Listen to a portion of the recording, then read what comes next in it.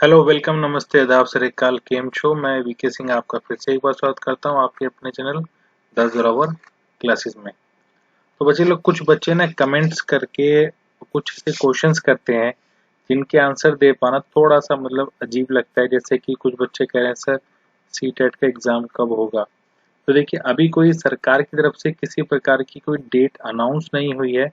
हाँ, बट अगर आप एक्सपेक्ट कर सकते हैं तो ये समझिए कि अभी 10th और 12th का रिजल्ट तैयार हो रहा है स्कूलों में। ठीक है, तो ये डिक्लेयर हो जाएगा जहां तक है जून या जून के लास्ट में या जुलाई के फर्स्ट वीक के आसपास। आप देख सकते हैं कि इन दोनों का रिजल्ट तैयार होके पब्लिश कर दिया जाएगा। तो फिर जब फ्री हो जाएंगे 10th 12th के रिजल्ट के बाद, तो समझिए क्या पता जुलाई और अगस्त के आसपास आपको सीटेट के फॉर्म्स फिल करने का आपको मौका दिया जाए। तो इसके थोड़े से आप खुद ही अपने प्रयास किया कीजिए। इस तरह के प्रश्नों का उत्तर दे पाना थोड़ा सा मतलब मैं नहीं चाहता कि आपको भ्रमित किया जाए। और एक प्रश्न और किसी ने पूछा है कमेंट करके कि सर हरियाणा में ये एच एस सी ठीक है, यानी कि हरियाणा सर्विस सिलेक्शन कमीशन। ठीक है, तो इसमें वो बता रहे हैं कि किसी ने पूछा कि सर उसमें प्री एनटीटी की पोस्ट निकली है क्या। ठीक है, तो बेटा इस तरह का नोटिफिकेशन अभी मैंने देखा नहीं है, मुझे नहीं दिखाई दिया है। अगर आपको पेपर में कहीं मिले तो आप उसको शेयर कीजिए। ठीक है, क्योंकि मैंने चेक किया तो मुझे नहीं दिखाई दिया। हो सकता है हो कहीं पर। ठीक है, तो एनटीटी की परीक्षा के बारे में बच्चे पूछ रहे थे। एनटीटी जो होता है वो 1 ईयर का डिप्लोमा कोर्स होता है, ध्यान रखें। ठीक है, कुछ बच्चे अभी भी इतने कंफ्यूज रहते हैं, उन्हें यही नहीं पता कि पीआरटी या टीजीटी या पीजीटी के लिए मतलब क्या क्या योग्यताएं चाहिए, और एनटीटी भी। ठीक है, अब एनटीटी जो होती है वो 1 ईयर की भी होती है और 2 ईयर की भी होती है। ठीक है, बट वो अगर एनटीटी है तो याद रखें, एनटीटी केवल नर्सरी के लिए ही आप एलिजिबल होते हैं। जहां पर भी जिस विद्यालय में नर्सरी होती है आप उसमें एलिजिबल हैं। अब एनटीटी वाले ना तो पीआरटी का पेपर दे सकते हैं, ना टीजीटी का दे सकते हैं, ना पीजीटी का दे सकते हैं। तो एनटीटी वाले केवल और केवल मात्र एनटीटी का ही, जब भी अगर पोस्ट में स्पेसिफिक लिखा रहेगा एनटीटी है तो ही आप फिल करें। ठीक है, और ऐसे ही पीआरटी वाले ना एनटीटी में जा सकते हैं और एनटीटी वाले ना पीआरटी में जा सकते हैं, ध्यान रखें। तो ये दोनों कंफ्यूजन आपके दूर हुए होंगे। सीटेट और ये बच्चों ने जो पूछा है पंजाब में है एग्जाम, देख लेना आप इसको कंफर्मेशन कहीं से। मुझे इसका थोड़ा आइडिया नहीं है। ठीक है, चलिए शुरू करते हैं बिना समय खराब किए हुए। पहला प्रश्न लेते हैं। प्रश्न से पहले सॉरी, गद्यांश पढ़ लेते हैं। वास्तव में हृदय वही है जो कोमल भावों और स्वदेश प्रेम से ओतप्रोत हो। प्रत्येक देशवासी को अपने वतन से प्रेम होता है, चाहे उसका देश सूखा, गर्म या दलदलों से युक्त हो। देश प्रेम के लिए किसी आकर्षण की आवश्यकता नहीं होती, बल्कि वह तो अपनी भूमि के प्रति मनुष्य मात्र की स्वाभाविक ममता है। ठीक है, बहुत इंपॉर्टेंट। मानव ही नहीं, पशु पक्षियों तक को अपना देश प्यारा होता है। देख रहे हैं, केवल मानव नहीं, पशु पक्षियों के लिए बोला है। संध्या समय पक्षी अपने नीड़, ये बिंदी यहाँ पर नहीं है, ये बिंदी नीचे है, नीड़ की ओर, देखो यहाँ पर भी ये नीचे बिंदी है, उड़े चले जाते हैं। देश प्रेम का अंकुर सभी में विद्यमान है। कुछ लोग समझते हैं कि मातृभूमि के नारे लगाने से ही देश प्रेम व्यक्त होता है। दिन भर वे त्याग, बलिदान और वीरता की कथा सुनाते नहीं थकते, लेकिन परीक्षा की घड़ी घड़ी में नीचे बिंदी आने पर भाग खड़े होते हैं। ऐसे लोग स्वार्थ त्याग कर, जान जोखिम में डालकर देश की सेवा क्यों करेंगे। आज ऐसे लोगों की आवश्यकता नहीं है। ठीक है, तो देखिए देश प्रेम सभी के अंदर होता है। ठीक है, इतना ही नहीं, जहाँ आपने देखा कि पशु पक्षियों में भी देश प्रेम की भावना होती है। मैं आगे बताऊंगा वो कैसे होती है। ठीक है, तो इसलिए जो बता रहे हैं कि जो देश प्रेम होता है वो केवल जो मनुष्य मात्र की स्वाभाविक ममता है अपनी भूमि के लिए, ठीक है, अपने जहाँ पर भी आप रहते हैं, या फिर अगर आप पूरे विश्व वो पूरे भारत की बात करें, क्योंकि हम इंडियंस हैं, हम भारतीय हैं, तो हम भारत की बात करेंगे तो मातृभूमि से प्रेम जो होता है वो स्वाभाविक होता है। वो मतलब किसी को दिखावटी या मतलब फालतू की आप स्टेटस लगाने से या पोस्ट करने से या किसी को मतलब आप बढ़ा चढ़ाकर उससे आप ये बुलवाएं कि ठीक है बोलो भारत माता की जय, और इस तरह से मतलब ये चीजें मतलब उनको जो देश प्रेम होता है वो इनसे कहीं अलग होता है, कहीं ऊपर होता है। ठीक है, मात्र किसी को आप झंडा पकड़ा के और बोले कि ठीक है ये बोलो, ऐसे करो वैसे करो, ऐसे करो, फोटो खिंचाओ, ये करो, ठीक है, और अगले दिन ही वो झंडा कहीं रोडों पे फिका हुआ मिलता है। ठीक है, मुझे बहुत दुख होता है जब मैं देखता हूँ कि जब जो 15 अगस्त और 26 जनवरी को बहुत से बच्चे या युवा अपने अपने घर पे झंडा लेके आते हैं, लगाते हैं, गाड़ियों पे लगाते हैं। ठीक है, बहुत अच्छा लगता है, चलो अच्छी बात है। पर अगले ही दिन क्या देखने को मिलता है कि कहीं ना कहीं वो जो झंडा है या झंडे का कोई अंश है वो कहीं सड़क किनारे दबा पड़ा हुआ मैला कुचैला हो रहा है।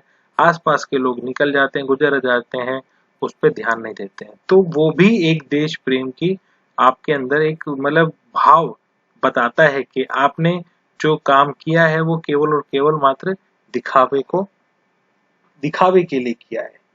ठीक है, तो देश प्रेम अगर आप रखते हैं, अगर झंडा नहीं भी आप गाड़ी पे लगाएंगे तो भी चलेगा, तो भी आपका अंदर का देश प्रेम रहेगा। ठीक है, अगर आप लगाते हैं अच्छी बात है, लगाते तो उसका सम्मान भी करिए। ठीक है, क्योंकि हम जो टीचर कम्युनिटी है, हम आपको बताएं कि हमारी ये ड्यूटी बनती है कि यदि आप इस तरह की चीजें कहीं भी देखें तो जो संबंधित व्यक्ति है उसको तुरंत टोक कर उसको उस चीज का आदर सत्कार जरूर बताएं। ठीक है, अगर से ध्यान रखना, क्योंकि आप सभी युवा हैं, आप ही देश को बदल सकते हैं धीरे धीरे। जब भी आप अगली बार ऐसे कुछ देखें जैसे मैंने आपको बताया, तो तुरंत उस पर आप स्वयं से एक्शन लीजिए, किसी और का वेट मत कीजिए कि भैया देखो ये गलत बात है, आपने कल तो बड़े जोरों से आप झंडा ले लेके फहर रहे थे और आज ही आपके घर के बाहर कहीं ये झंडा बिखरा पड़ा है, टूटा पड़ा है, अब उसने इसको नहीं देखा। ठीक है, तब वो देश प्रेम कहलाता है। चलिए आगे बढ़ते हैं। कह रहा है देश प्रेम का अभिप्राय है क्या, इसका मतलब क्या है, what is the meaning of देश प्रेम। ठीक है, कंट्री लव, तो देश के प्रति कोमल भावों का उदय, अनथक प्रयत्न करके देश का निर्माण करना, देश हित के लिए शत्रु से संघर्ष करना, देश के प्रति व्यक्ति का स्वाभाविक ममत्व। अभी हमने ऊपर ही पढ़ा था ना कि मनुष्य मात्र की स्वाभाविक ममता है। ठीक है, तो आंसर क्या हो जाएगा हमारा, आंसर नंबर डी। बहुत बढ़िया, बहुत ही बढ़िया। चलिए अगला बढ़ते हैं, प्रश्न नंबर 2। प्रश्न नंबर 2 क्या कह रहा है, सच्चा देश प्रेमी कौन है। ठीक है, जो सच्चा देश प्रेमी की बात करें तो वो कौन है, क्या करेगा वो सच्चा देश प्रेमी, वीर सपूतों की कहानियां सुनाता है, मातृभूमि का जय घोष करता है, परीक्षा की कसौटी पर खरा उतरता है, अपनी भूमि देश के लिए दान कर देता है। ठीक है, तो जो सच्चा देश प्रेमी है वो क्या है, जल्दी से बताइए आंसर। बहुत बढ़िया, आंसर आ रहा है बच्चों का, आंसर नंबर सी। जो परीक्षा है ना, परीक्षा की कसौटी पर खरा उतरता है। परीक्षा का मतलब केवल और केवल, देखिए आपके लिए आपका एग्जाम आपके लिए परीक्षा है। ठीक है, अगर आप अपने जो देश के प्रति सच्चा प्रेम करते हैं तो देश के प्रति आपकी जो ड्यूटी बनती है क्या बनती है कि आपके माता पिता ने आपको पढ़ा लिखा के इतना तैयार कर दिया है कि आप देश के आप काम आ सके, आप समाज के काम आ सके, आप देश हित में कार्य कर सके। एक टीचर होता है वो देश हित में ही कार्य करते हैं। ठीक है, अन्य जो भी अलग अलग हित कार्य कर रही हैं, बट जो जो आपको पता है कि जो देश का निर्माण हो रहा है वो कहाँ होता है, स्कूल में होता है, विद्यालय में होता है देश का निर्माण। ठीक है, तो इसीलिए जो सच्चा देश प्रेम है तो यानी कि उसका क्या है कि जो भी परीक्षा मिलेगी उसको, चाहे वो किसी भी प्रकार की परीक्षा हो, ठीक है, तो उसमें क्या होना है, उसको उसको खरा उतरना है, हर कसौटी पर खरा उतरना है। ठीक है, तभी वो सच्चा देश प्रेमी कहलाता है। ठीक है, केवल हाथ में झंडा और मुंह में भारत माता की जय कहने से ही आप सच्चे देश प्रेमी नहीं बनेंगे, इतनी बातें समझ लीजिए। आपको जब भी कोई अगली बार ऐसा मिले तो उसको मतलब थोड़ा सा समझाना है, क्योंकि आज के युवा थोड़े से हमारे भटक रहे हैं। ठीक है, परीक्षा की कसौटी पर खरा उतरना है। जब भी परीक्षा आपके सामने आए तो आपको उसमें खरा उतरना है। खरा उतरने का मतलब ये है कि आपने देखा होगा जो हमारे जो भी भारत के जो बॉर्डर हैं वहां पर जो हमारा जवान खड़ा है अपने पोस्ट को संभाल के, ठीक है, अपनी पोस्ट को संभाल के जो जवान खड़ा है, इतनी सी बात समझिए कि उसको कोई फर्क नहीं पड़ता कि धूप पड़ रही है या बर्फ पड़ रही है या बारिश आ रही है, ठीक है, या आंधी आ रही है, वो अपनी पोस्ट को संभाले हुए है। जब तक उसको बताया गया वो उसकी अपनी ड्यूटी करेगा। ठीक है, तो यानी कि वो क्या कर रहे हैं, वो भी परीक्षा की कसौटी पर खरा उतरने का काम कर रहे हैं। तो आप लोगों तो देश पे बॉर्डर पे नहीं भेजा जाएगा क्योंकि आप तो टीचर कम्युनिटीज हैं। तो इतना समझिए कि आप जो भी काम कर रहे हैं, अगर आप पढ़ाई भी कर रहे हैं तो सच्चे दिल से करिए, वही आपका देश प्रेम हो जाएगा। ठीक है, घर से बाहर निकलना है किसी भीड़ का हिस्सा बनने से या किसी पॉलिटिकल पार्टी के बारे में जय जयकार करने से आप देश प्रेम नहीं झला कर सकते। देश प्रेम वही है, आप घर पे रहिए, अपना जो काम कर रहे हैं ना आप उसमें आप ईमानदारी से करिए, वही देश प्रेम है। ठीक है, आंसर क्या हो जाएगा इसमें, आंसर नंबर सी। एक और देश प्रेम क्या कह रहे हैं, देश प्रेम का अंकुर विद्यमान है। कहां पर है, अंकुर क्या होता है, बीज। ठीक है, बीज। ठीक है, जो उसका सीड है यानी कि जो शुरुआत है वो कहां से होती होगी, जो अंकुर है ना, सबके अंदर अंकुर विद्यमान होता है देश प्रेम का। तो क्या कह रहे हैं, देखिए सभी मानवों में, मानव मतलब ह्यूमंस में, प्राणियों में, सभी जितने भी हमारे जो लिविंग थिंग्स हैं, सभी पक्षियों में और सभी पशुओं में। तो देखिए यहाँ पर जो सही उत्तर हो जाएगा, क्योंकि यहाँ पे अलग अलग डाल दिया है ये, पर एक शब्द हमने यहाँ देखा क्या है, प्राणियों में। तो देखिए जो देश प्रेम का अंकुर होता है वो सभी प्राणियों में होता है। ठीक है, सिंपल सी बात है। मैं अगर पशु पक्षियों की बात करूं तो एक पशु पक्षी भी जो होते हैं वो भी देश प्रेम को आप समझेंगे उनको। तो देखिए कभी भी आपने देखा होगा जो पक्षी होते हैं ना, वो कभी भी जो वो अपना स्थान बनाते हैं वो हमेशा बड़ा साफ सुंदर रखते हैं, एकदम बिल्कुल साफ सुंदर रखते हैं। तो देखिए वो भी देश प्रेम के अंदर कहीं ना कहीं अपना योगदान कर रहे हैं। ठीक है, तो क्यों ना हम क्या करते हैं, हम अपने घर की छत पे गए, कूड़े की थैली को उठा के दूसरे के घर की छत पे या दूसरे के घर के आसपास में कोई खाली प्लॉट है उसमें भर दिया। ठीक है ना, ये है, इस तरह की हमारी भावनाएं होने लगी हैं। तो देखिए देश प्रेम वही है जो कि आप देश हित में कार्य करें, चाहे वो घर से कूड़ा फेंकना हो, सही स्थान पे फेंकना हो, समझ रहा मेरी बात, हर चीज जो भी आप आपका जो कृत्य है, जो भी आपका जो कृत्य है वो आपको देश प्रेम के प्रति, मतलब आप किस तरह की अपनी ड्यूटी निभा रहे हैं, ठीक है ना, वो उसको मतलब एक प्रकार का साक्ष्य उदाहरण है। ठीक है, तो इसका क्या हो जाएगा, आंसर नंबर बी। चलिए आगे बढ़ते हैं। आंसर नंबर बी के बाद क्या कह रहा है, सॉरी प्रश्न नंबर 4, वही देश महान है जहां के लोग क्या करते हैं, शिक्षित और प्रशिक्षित हैं, बेरोजगार और निरुद्यमी हैं, नहीं है, कृषि और व्यापार से धनार्जन करते हैं, त्याग और उत्सर्ग में सदा आगे रहते हैं। ये यही यही आंसर है हमारा। ठीक है, हमेशा याद रखें कि जिस देश के जो व्यक्ति हैं अगर वो त्याग और उत्सर्ग की भावना रखते हैं तो इतना समझिए कि वो देश प्रगति जरूर करेगा। यहाँ पे उत्सर्ग का मतलब है बलिदान। ठीक है ना, क्या होता है, बलिदान। ठीक है, और त्याग मतलब किसी चीज को छोड़ना। ठीक है, तो आपसे भी जैसे देखिए आप पढ़े लिखे फैमिली से हैं सभी लोग, ठीक है, तो आप इतना समझिए कि आपके इससे त्याग क्या चीज का क्या त्याग किया जाता है कि टीवी कम देखो, बाहरी चीजों में अपना कम ध्यान रखो, सोशल मीडिया से अपने आप को दूर रखो। ठीक है, यही त्याग है।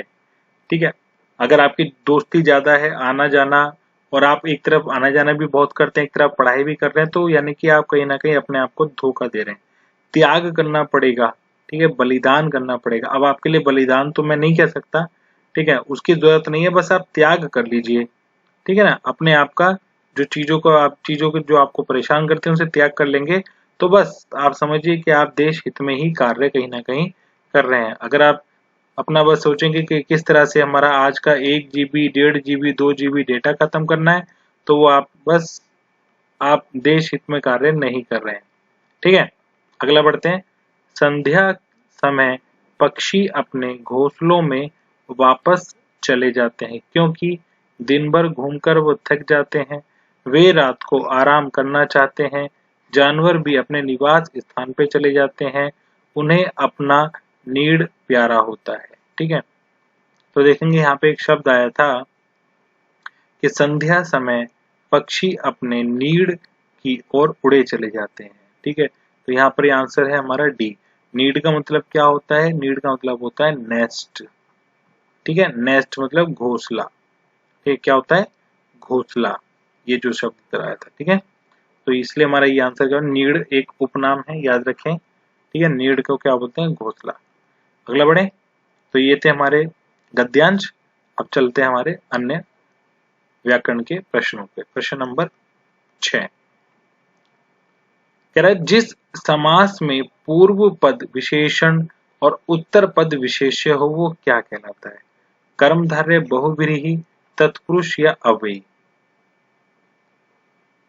तो देखिए, सिंपल सी बात है, ये परिभाषा है। किसकी परिभाषा है? चलो बता के चलते हैं। ये जो आज का प्रश्न हमने लिया है मैं बताता हूँ। कल मैं कमेंट्स देख रहा था यूट्यूब पे, तो एक बच्चे ने मुझे इसके बारे में पूछा था कि सर थोड़ा कर्मधारय और बहुव्रीहि के एग्जाम्पल्स में क्या हो जाते हैं, कंफ्यूजन हो जाती है क्या है, तो इसीलिए मैंने ये आज का टॉपिक यहीं से शुरू कर रहे हैं। ठीक है, आभा आभा करके किसी बच्चे का नाम था, उन्हीं के लिए उनके कमेंट को पढ़ के मैंने सोचा चले आज की क्लास हम यहीं से मेन शुरू करते हैं। तो ये तो हो गई किसकी परिभाषा? ये हो गई कर्मधारय की परिभाषा। याद रखें, जो कर्मधारय जो समास होता है उसमें चीजें को आपको दो तीन चीजें बता रहा हूँ, वो ध्यान रखना आप। ठीक है, चाहे आप लिख भी सकते हैं, कर्मधारय के बारे में बता रहा हूँ। पहली बात तो आप लिखेंगे पहचान।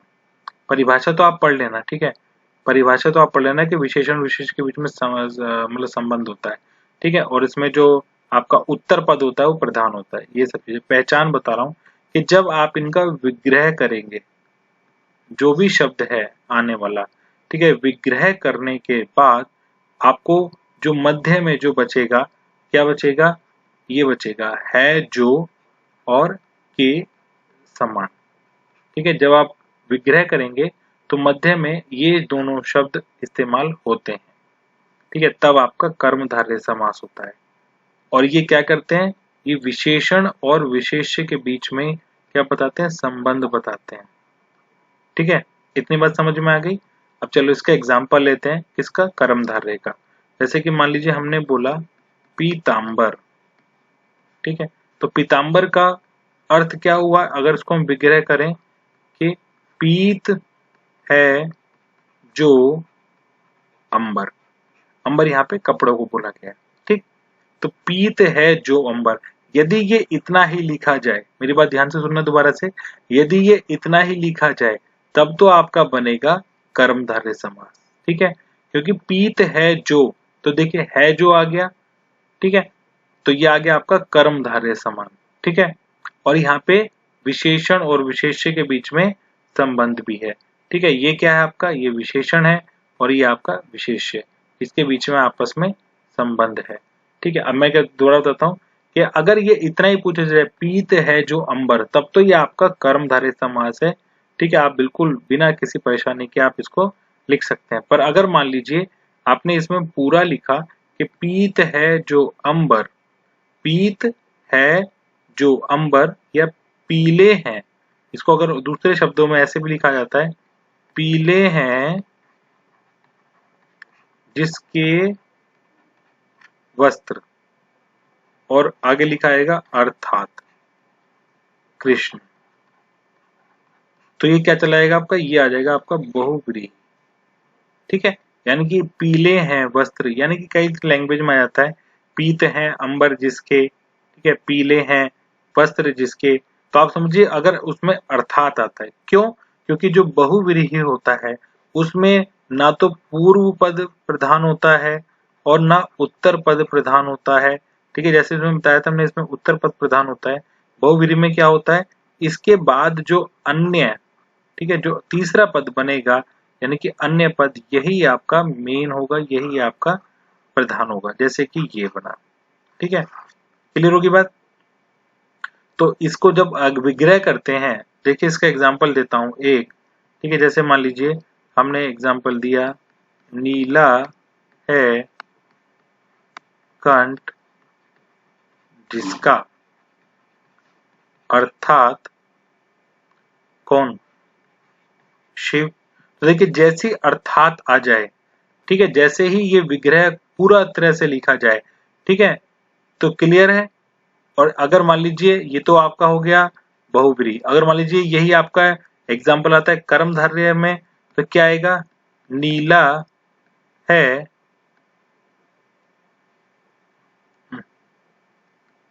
जो कंठ। ठीक है, तो देखेंगे आप अलग अलग भाषा है, यहाँ पे है जो आ गया ना, जो मैंने पहचान बताया था, यहाँ पर ही पूरा लिखेगा नीला है कंठ जिसका अर्थात शिव, क्योंकि ये जो अन्य पद आया, ठीक है, ये जो अन्य पद आया यही आपका प्रधान है, और जो ज्यादातर बहुब्रीहि के अंदर आपको भगवानों के नाम दिखाई देंगे। ठीक है, तो आई होप आपको क्लियर हो गया होगा बच्चे, जिसने भी प्रश्न किया था। अगला प्रश्न करते हैं, इसका प्रश्न का उत्तर क्या हो जाएगा, क्योंकि ये परिभाषा है किसकी? कर्मधारय की। अगला प्रश्न करते हैं, प्रश्न नंबर 7। इनमें से किसको संविधान की अष्टम 8वीं अनुसूची में सम्मिलित नहीं किया गया है? संविधान में 22 भाषाएं दर्ज हैं, ठीक है, जिनको संविधान से परमिशन मिली है। ठीक है, तो कौन कौन सी है? डोगरी है, ठीक है, मैथिली है, असमिया है, ब्रज नहीं है। ब्रज क्या है? ब्रज एक उप हिंदी है, उपभाषा है। ठीक है, हिंदी भाषा की एक उपभाषा है ब्रज। ठीक है, बहुत बढ़िया बच्चे लोग, ये तो तुरंत आप कर दिए होंगे। अगला चलते हैं प्रश्न नंबर 8 पर। प्रश्न नंबर 8 क्या कह रहा है? हिंदी की तालव्य ध्वनियां कौन सी हैं? तो बताइए हिंदी में तालव्य ध्वनियां कौन सी है? तालव्य क्या होता है? ये जो आपकी जो ये जो जीभ होती है, ठीक है, जो जीभ होती है, और ये आपका ये जो टीथ है, ठीक है, तो टीथ ये जो ऊपर वाला हिस्सा है, इसमें अगर ये टच होती है, ठीक है, इसमें जो अगर आपकी जो जीवा है वो टच हो रही है, ठीक है, ठीक है, इस पूरे पूरे ये जो बीच वाला हिस्सा है जहां पर आपको किसी चीज का मीठे का एहसास होता है, ठीक है, खट्टे का एहसास होता है, तो अगर ये आपकी बिल्कुल यहाँ पे टच होती है, ठीक है, तब आप सिंपल सिंपल उसको वाले बोल सकते हैं। अब आप देखिए, बोल के देखिए, च छ ज झ। जीभ आपकी मुड़ नहीं रही है, सिंपल पूरी पूरी टच हो रही है ना जीभ, तो यही हमारी क्या होती है? तालव्य। ये जो ऊपर होता है ये तालु बोलते हैं इसको, ठीक है, तालु। तो यही हमारा इसका आंसर हो गया। अगले हम बाकी ऑप्शन नहीं पढ़ेंगे। प्रश्न नंबर 9 करते हैं, हिंदी में मूर्धन्य ध्वनियां क्या होती हैं? अब देखिए मूर्धन्य क्या होता है? अभी जो आपको मैंने जीभ बताई, ठीक है, ये आपकी सब वो जीभ है। अभी क्या होगी? आपकी जो जीभ है वो हल्की सी इस तरह से शेप लेगी, और ये ऊपर जाके जो ऊपर का जो तालु है वहां पे जाके टकराएगी, ठीक है, तो बन जाएगी मूर्धन्य। देखिए चा चा छा ये तो होगा ही नहीं, ठीक है। अब देखिए अगला पढ़ेंगे, पढ़िए, ट ठ ड ढ। तो जब आप ट पढ़ रहे हैं तो देखेंगे आपकी जो जीभ है वो हल्की सी क्या हो रही है? मुड़ रही है, ठीक है ना, हल्की सी क्या है? मुड़ रही है, याद रखें। तो जब मुड़ जाएगी तो क्या बन जाएगी? मूर्धन्य ध्वनि। तो आंसर नंबर बी। अगला चलते हैं प्रश्न नंबर 10। प्रश्न नंबर 10 क्या कह रहा है? स्टेशन, स्टेशन शब्द एज इट इज किस भाषा का शब्द है? फ्रेंच, अंग्रेजी, डच, चीनी। ये है आपका अंग्रेजी भाषा का शब्द। बहुत बढ़िया। अगला चलते हैं प्रश्न नंबर 11। 11 कह रहा है साखी का मूल तत्सम शब्द क्या है? यानी कि जो मूल शब्द है साखी का, ठीक है, आपने गाना भी सुना होगा ना, ओ साखी साखी रे, ठीक, 2 बार आया है ये बॉलीवुड में। तो बताइए साखी का मतलब क्या है? ठीक है, साखी, साखी मतलब जो आपके सामने बैठ के आपकी चीजों को देखे, ठीक है, तो वो यानी कि वो क्या हो गया? साक्षी। क्लियर हो गया? वो क्या हो गया आपका? साक्षी। क्लियर?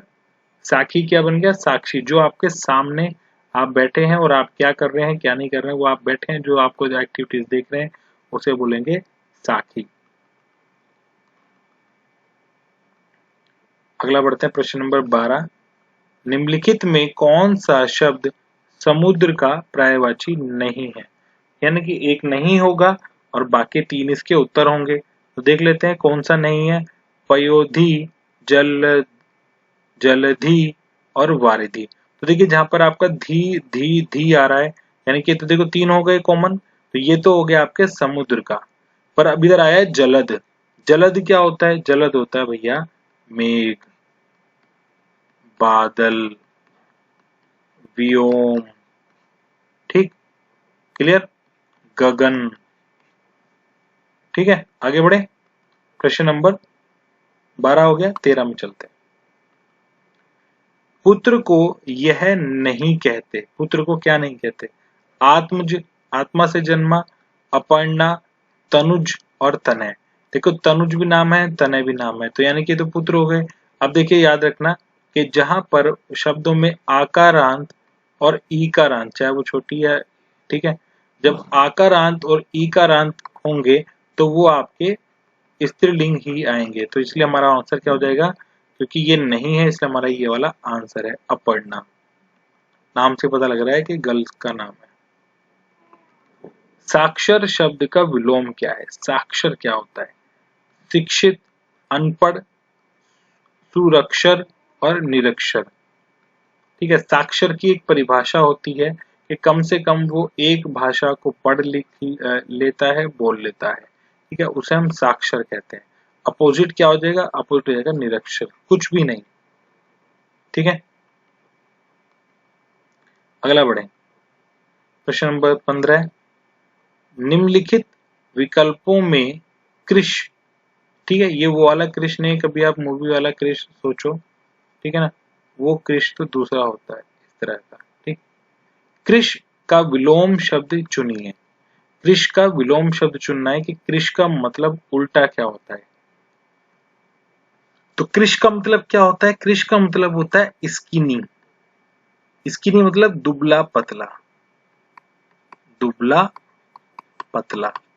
ठीक, तो इसका अपोजिट क्या हो जाएगा? केश तो बाल हो गए, भव नहीं, विटप। विटप क्या होता है? विटप होता है ट्री, पेड़। ठीक, तो आ जाते हैं, इसका अपोजिट क्या हो जाएगा? जब दुबला पतला है तो क्या हो जाएगा? हष्ट पुष्ट। क्लियर, बहुत ही बढ़िया, बच्चे लोग आंसर कर देते हैं, सुंदर लगता है। अगला देखते हैं, इनमें से कौन सा शब्द अंबर का अनेकार्थी है? अभी पीछे बताया था ना अंबर, अंबर मतलब स्काई, क्लाउड। ठीक, तो क्या आ गया? गगन, पृथ्वी, चंद्रमा, वायु। ये तीनों को तो नहीं हो सकते, क्या बचा? गगन। अभी बताया ना पीछे, गगन, व्योम, अंबर, जलद। क्लियर, क्वेश्चन नंबर 17 करते हैं। क्वेश्चन नंबर 17 क्या कह रहा है?